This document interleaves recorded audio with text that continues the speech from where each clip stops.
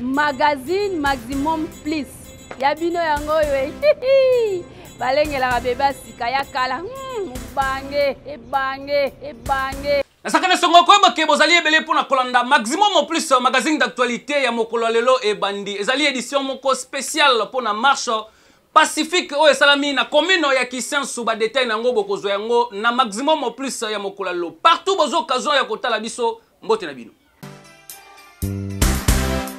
Nenge tokisaki bino ke édition mokolo lelo ezali spécial marche o esalami na commune ya Kisensu e banda kindenge nini population batamboli na tranquillité nyonso reportage. Population ya commune ya Kisensu mokolo lelo 17 mai 2022 bazalaki libanda batamboli pona ko réclamer reprise ya ba travaux ya route oyo ebanda commune ya Matete passant par Kisensu tiko koma na homme 30 route oyo misala nango ezali abandonné na yango population ya Kisensu balobaki mokolo lelo lokola moto moko basangana ki bango nyonso liboso pona koloba na bakonzi ya mboka bayeba kotala nzela oyo ndenge ezali kosala ba dégâts makasi bandako ezali kokindi. Marche Pacifique oyo bandaki liboso ya paroisse Saint-Étienne na commune ya Kisensu population sensorienne batamboli inde fanfare pona kosenga reprise marche salama kitoko ti bakomi awa na maison communale esika batangi memo pe ba remettre yango epa ya bourgmestre oyo azalaki wana na service ya police. Esengeli boyeba ke basengi toujours na bakonzi ya mboka na chef de l'état na gouvernement Sama Lukonde pe na gouverneur ya ville province ya Kinshasa Gentini Ngobila bayeba nanu kotala nzela oyo po ezali kosala ba dégâts makasi. Bilan ya marche oyo ezali toujours positif, casse moko esalamité, blessure esalamité, coup de chapeau na la police oyo asali musala ya encadrement kitoko, ba marcheur pe batamboli d'une manière pacifique ndenge kaka ezalaka. Boyende ezalaka population esengeli azala debout pona koyeba ko revendiquer kasi d'une manière pacifique. Pesa passage. Population ya Kisensu, population sensorienne basali ba réaction na marche oyo balobi ndenge nini nzela ezali ko déranger ba vie na bangol côté ya transport pe banda ko ezali ko kende bolanda. Neza boy souci na nga ezaki fo basela biso prince oyo. Ba Egyptien ba ye ba panzeli biso nzela tokomi ko zinda mabulu neza banda ko zo zinda nzela mabe soko zakaka na butu kaka na Matete po koma Kisensu problème transport et mati 3000 surtout mbula soka indi okotambula makolo na senga bakonda mboka baya kotela biso likamba sela biso prince oyo esengali prince zonga toza pe na kimia toza batu na ye to baye. Merci beaucoup maman. Tolembi papa. Papa tala nzela nde ekomi. Oko wuta Matete po ya mbanga moyo transport 3000 moto 4000 toko suka wa bakulune pai bazoboma biso ko botola bambongo. Tolembi babongisela biso nzela na biso tala nzela nde ba kosala nde beba. Toza ndani. Nzela sate shombune beti osomata makolo kunu na kareyo abotolo shako na mbongo ekei. Toko suka wapi? Babongisela biso Kisensu nzela. Mituka emata. Bato sala biso boy na bakuluna. Tosengi nzela nde ezalaka développement yango pe tosenga na papa gouverneur Ngobila awa Kisensu nyonso tu eza na sima na yo oyo kotalela biso likambo oyo oya conseiller Blaise bino bato bozali pembeni ya papa Ngobila bosunga papa Ngobila na ba conseil aya Kisensu nyonso tu eza derrière papa ata dimanche yo moko po ya pe kotala pe makambo nzela oyo nzela ezate na kati ya Kisensu nzela ezate on a lancé projet à 100 jours, on a lancé projet en Tingelou, on a lancé 100 trous. Mais pour le moment, Kisensu dans nous toucher, dans la carte de points Maroc. Il y a de 5 interventions à yo. Tous les chefs de l'État à se prendre la situation à Kisensu. À côté de Makassi, c'est là Kisensu Salama. Banda Kisensu tient tendance. Voir un écho, ça là que l'université est à la libre. Les camions sont allés à l'université, tant que les campus et les gars à la Kisensu. Et ça là bien. Et là, on a empêché l'homme Misala et Sila. Les alliés Nini, Mongo, tous les alliés Mongo, ça a détourné quelque part. Nous comprenons la situation. il paraît que ça va passer batu mbongo bazomisa batu mbongo ya mapangu côté bakoleka mais tout sikoyo tozo comprendre que situation est sans la maté. Il fallait pas penser à toi o bakolongola bapoto o bakokata mapangu balongola bango na nzela. Alors yango ekosala ke nzela esalama bien bakobenga batu o bakopesa bango mbongo boye ti lelo tozo comprendre que situation ndenge nini. Kokoma na commune ya Kisenso na maison communale esika memo etangamaki epa ya maître Anissé Mifia liboso ya bourgmestre ya commune ya Kisenso Bolanda. Makanisi na biso ezali nzela ezonga. Alors tozotanga memo tozala kimia motolanda na muke binyo. La population de la commune de Kisenso dans son ensemble avait salué à sa juste valeur le début des travaux d'asphaltage de la route de Kisenso, tronçon compris entre la maison communale et l'intendance de Lemba. Une commune restée longtemps marginalisée et caricaturale ne pouvait qu'accueillir avec satisfaction le début des travaux de cette route qui constitue un motif de soulagement. Travaux pour célébrer le désenclavement de sa commune, elle constate avec stupéfaction les trous creusés par les engins en prévision de la construction de points d'évacuation d'eau.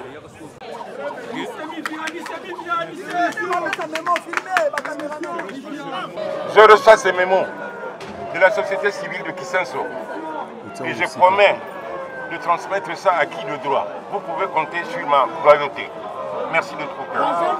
Bana Kisenso balembi na pasi ya nzela, na pasi ya érosion, na pasi ya inondation. Bandaku na bango ezobuka na du jour au jour. Ba vie na bango bat bazokufa du jour au jour à cause de l'érosion. Mais l'érosion wana ebotami yango morote. Ebotami na nzela o l'état congolais na gouvernement central. Basalaki babandaki na banda maison communale ti ekene na intendance ya Lemba. Mais tangu babandi ko sala nzela wana batimoli mabulu na bango. Tangu basilisi ko timola mabulu batiki yango bakei. Banda bakenda mabulu batimoli wana créé ba érosion makasi depuis 2019. Ti lelo. Batu bazo kufa batu banda kuna bango ezokende.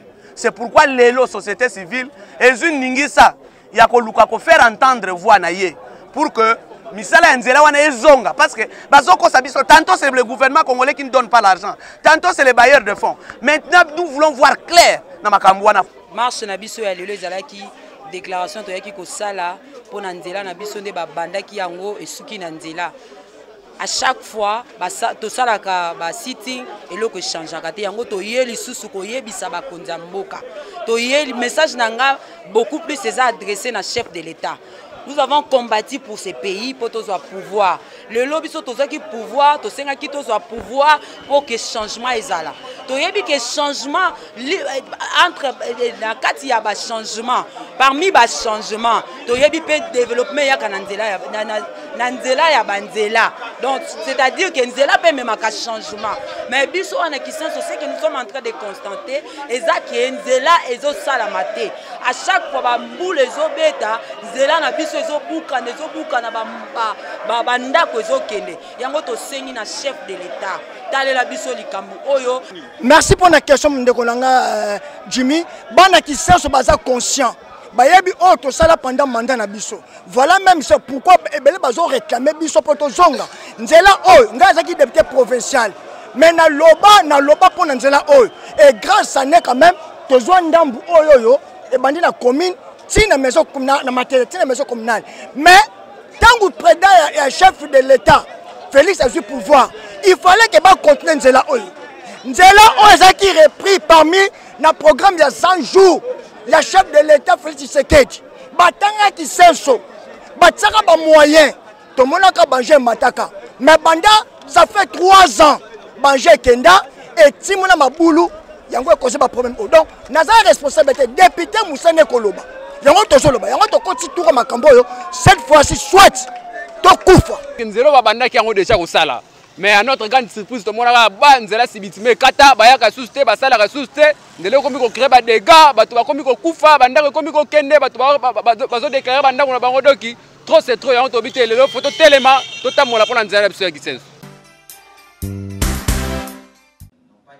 Il s'est ouvert le vendredi 13 mai 2022 à Kinshasa, la première édition de l'atelier Femmes numériques par la start-up Moanatech en collaboration avec le Lusungi Fab Lab. Cet atelier des femmes numériques a pour objectif de répondre aux besoins de la société, apporter de la solution à la jeune femme congolaise et répondre également à leurs préoccupations. Durant 1 mois et demi, les femmes congolaises vont bénéficier de formations sur les modules suivants: modélisation en 3D, artisanat de bois, programmation web, programmation mobile, électronique, programmation embarquée, marketing digital et entrepreneuriat. Merdi Bonsa, l'un des responsables de la start-up Moanatech, explique. Femmes, pourquoi? Parce que nous trouvons aussi beaucoup de potentiel après une analyse que les femmes peuvent vraiment faire plus dans le monde numérique. Je vais donner en fait un fait que vous pourrez peut-être aller le vérifier aussi. Dans le monde, les toutes premières développeuses des logiciels étaient des femmes. Vous voyez un peu? Dans le temps, le domaine des numériques était en fait un domaine auquel beaucoup de personnes le pensaient pour les femmes.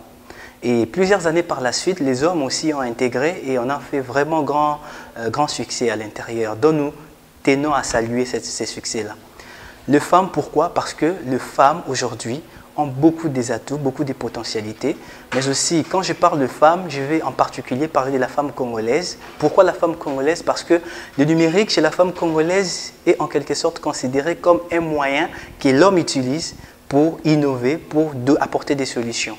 D'où ces mêmes outils, nous avions voulu le mettre aussi à la possession de la femme, que la femme aussi apporte des solutions, que la femme se sente à l'aise dans le monde numérique et puisse y répondre aux besoins pour l'amélioration des conditions de vie de la jeune femme.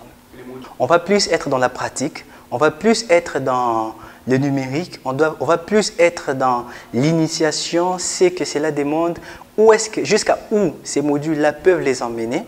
Ensuite, elles pourront voir par eux-mêmes et nous serons toujours là pour les accompagner. Les conditions pour que les jeunes femmes viennent suivre les ateliers ici, dans nos installations, la première serait d'abord qu'elles soient des femmes. Voilà.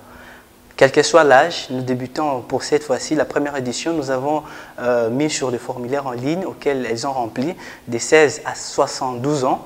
Et beaucoup se sont inscrites et voilà même beaucoup d'avantages que nous avons aujourd'hui, à savoir elles ont toutes répondu présentes. Plus de 100 personnes et elles doivent être congolaises. Ces formations sur les numériques sont organisées au sein de laboratoire Lusungi Fab Lab, sur l'avenue de la démocratie ex-Willery au numéro 44, espace Cedersik. Tapis rouge et la Kisakanini, professeur Michel Bissa, après ces détails. Je vous remercie encore pour la parole accordée, pour que nous puissions parler de notre université, l'université de Kinshasa. Vous avez constaté que le comité de gestion actuel de l'université de Kinshasa a fourni beaucoup d'efforts pour améliorer l'environnement, non seulement culturel, mais également l'environnement naturel. Aujourd'hui, c'est de l'environnement naturel que vous me posez la question, notamment autour du tapis rouge, cette peinture rouge que nous voyons en montant les escaliers au bâtiment administratif, mais également le jardin qui couvre depuis le parking trafic jusqu'au bâtiment, mais également devant la faculté de sciences économiques, devant la faculté de médecine. On sent qu'à l'université, il fait beau vivre. Mais il y a encore un petit souci, c'est au niveau de la transformation de l'environnement culturel, de l'usage de ces choses-là. Vous savez que nous sommes l'Observatoire de la gouvernance. Nous avons essayé de mener une petite enquête du vendredi 1er jusqu'au samedi 16 avril 2017. Nous allons publier les résultats de cette enquête bientôt. Nous avons dû observer comment les usagers du bâtiment administratif utilisaient le tapis rouge qui est placé à l'entrée du bâtiment. Sur 64 personnes observées, visiteurs et travailleurs du bâtiment, 61,9% de nos enquêtés ont piétiné cette peinture rouge, ce tapis rouge en marchant dessus. Alors que 51 personnes n'ont même pas compris pour quelle raison ils ne devraient pas piétiner cette peinture rouge-là. Et on s'est posé 1000 questions. En fait, lorsqu'on déroule un tapis rouge, on veut dire qu'on a fait du passage de la personne reçue un événement, une cérémonie. Et c'est-à-dire qu'on vous a reçu avec dignité, pas seulement la dignité, mais également avec toute la symbolique. Et donc, on ne devrait pas piétiner ce tapis rouge lorsque votre arrivée n'est pas symbolique.